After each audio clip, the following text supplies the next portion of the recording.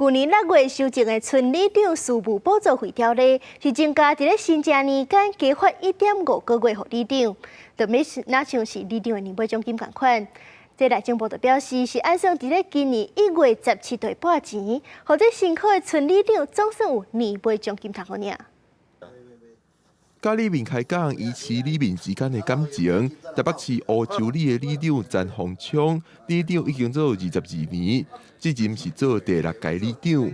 为壁顶过了张蒋庄通知影，伊对里面的事务是真认真。因为里长24小时拢咧工作，电话来都要随时出去替里面解决代志、服务代志。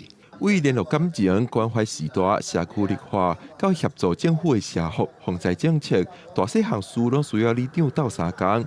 为了肯定全里长全年24点钟无休困的辛苦，内政部按照去年6月修正的全里长事务补助费补助条例，今年1月17日会头家发1.5个月事务补助费予里长，就亲像是年尾奖金同款。政府推动各项跟民众有关的日常的一个重要的政策，村里长都站在第一线提供服务。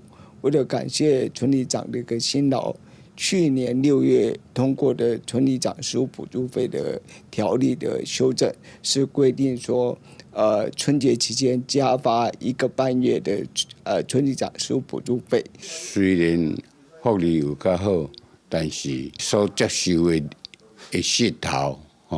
的工课确实定头啦。以目前全里长事务补助费每个月5万块来计算，全国7748个里，每个里长一摆通领到75000块，而且按照法规，以后逐年春节拢通领到。里长陈宏昌认为，政府有看到里长的辛苦是真好的代志。但是也讲到未来高龄化、气候极端的大水雨，拢可能致使里长工课加较重，就要政府继续提出好的政策斗相共。记者郭明哲台北报道。